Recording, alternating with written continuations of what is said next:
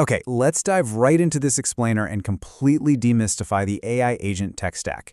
If you've been feeling kind of overwhelmed lately by the absolute explosion of AI terms, RAG, vector databases, LangChain, MC, well, you're in the right place. Today, we're going on a journey from the foundational language models you probably already use all the way up to building fully autonomous systems. It's going to be a lot of fun, and by the end, it's all going to click. We're going to build this out like a layered cake, step by step. First up, LLMs and context windows. Then, embeddings and vector DBs. Third, LangChain and prompting. Fourth, retrieval augmented generation. Fifth, workflows with LangGraph. And finally, connecting tools with MCP. We are introducing these sequentially because each new layer specifically solves a major limitation of the one right before it. Section 1. LLMs and context windows, the foundation of AI. Our journey has to start with large language models. You know these: GPT-4, Claude, Gemini. These are basically the static brains of our operation, trained on trillions of tokens across thousands of domains to act as the foundation for answering our initial questions. But here's the catch. What happens when you want that AI to know about your private company data? That stuff definitely wasn't in its training set. To feed it internal data, we use the context window. Think of this literally as the AI's short-term memory during a conversation.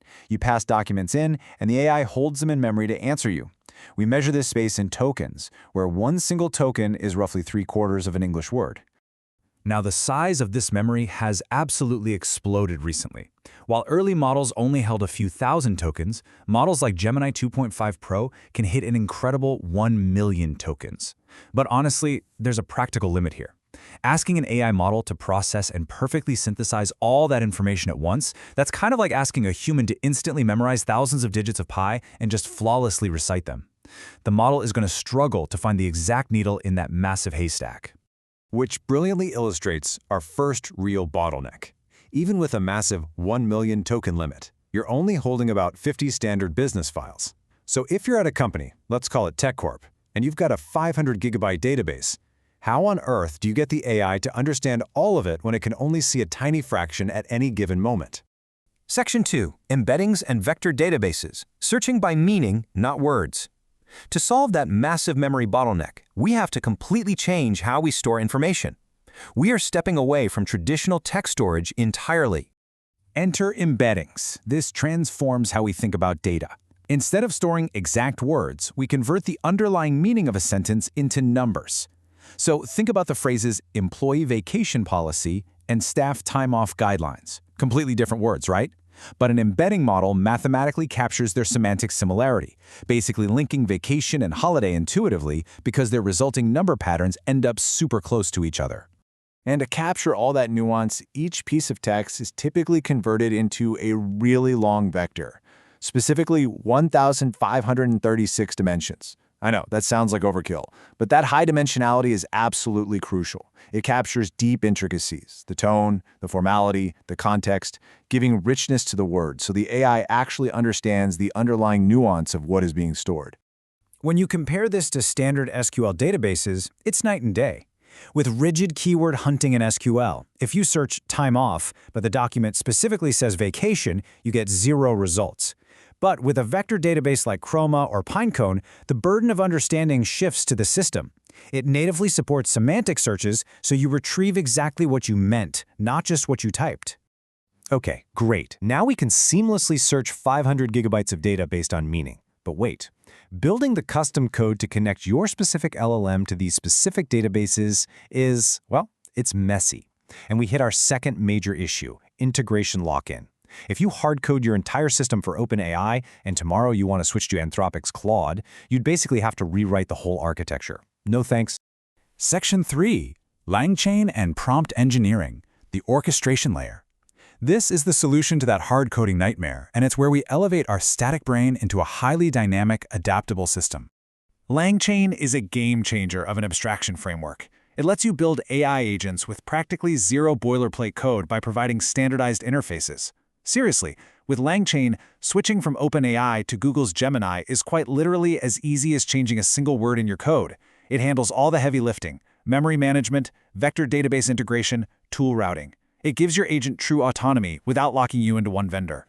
But having an orchestrated agent is only half the battle. We actually need to communicate with it effectively. That's where prompt engineering comes in. This scales up from simple zero-shot instructions, where we give it absolutely no examples, to one-shot for a quick formatting example, up to few-shot, where we teach it specific tones and patterns. And for the really complex stuff, we use chain of thought, literally telling the model to break down its reasoning step by step before it gives an answer. Nailing this makes your agent 10 times more effective. And when we seamlessly combine our vector database with LangChain and solid prompting, we unlock a massive milestone: RAG, or Retrieval Augmented Generation. LangChain handles this three-step pipeline for us perfectly. Step 1. Retrieve semantically relevant data from the vector DB. Step 2. Augment the prompt by injecting that fresh data right alongside your question. Step 3. Generate. The LLM answers using strictly your private, up-to-date company data, completely bypassing the need to fine-tune the actual model. Now, simple Q&A using RAG is fantastic, but real-world business logic is messy, which leads to our third issue. What if a request demands checking GDPR compliance, cross-referencing local files, finding gaps, and generating a report, all at the exact same time? A simple linear chain just completely breaks down under that kind of pressure. Section 4. Complex workflows with LangGraph. Beyond simple Q&A. This is where we extend LangChain to handle highly sophisticated, stateful, multi-step workflows. LangGraph is absolutely brilliant because it models these complex workflows as graphs. You've got nodes, which are your individual functions or tasks. You've got edges, which define the routing and execution flow. And most importantly, you have state. This is shared memory that actually persists across the entire workflow. This unlocks conditional branching and loops. So if the AI is researching and realizes a compliance score is too low in step 3, it can dynamically loop right back to step 1 to gather more documents, all based on that shared ongoing state. So now we have this highly capable, multi-step agent powerhouse, but it's trapped in a silo. It only knows what's inside our vector database. How do we connect it to a live HR system, inventory software, or external APIs without a massive integration headache? Writing custom API connections for every single external tool is incredibly tedious and leaves you with rigid, brittle code. Section 5. Model Context Protocol, or MCP, the Universal AI Port. This is the ultimate solution to our final massive integration hurdle. Think of this as the universal USB port for AI agents. Here's how this works. MCP is a standardized architecture providing self-describing interfaces. Instead of forcing human developers to write complex, rigid endpoints that an application just blindly calls, MCP servers expose tools with incredibly clear instructions. The AI agent connects to the server, reads what tools are available, understands the required inputs, and then just decides autonomously when and how to use them. This shift is totally revolutionary. With traditional APIs, the burden of integration falls entirely on the developer. With MCP, that burden completely shifts to the AI agent itself. And the community aspect here is the real superpower. A developer can build an MCP server for GitHub or a SQL database just one single time. Then, your LangGraph agent can just plug and play to access it instantly. It's that easy. When you sequentially stack all these technologies together, LLMs as the brain, VectorDBs for memory, LangChain for orchestration, RAG for factual answers, LangGraph for complex logic, and MCP for universal tool access, the results are absolutely staggering. Going back to our TechCorp example, complex tasks dropped from 30 minutes of frustrating manual hunting down to under 30 seconds of highly accurate, context-aware automated execution.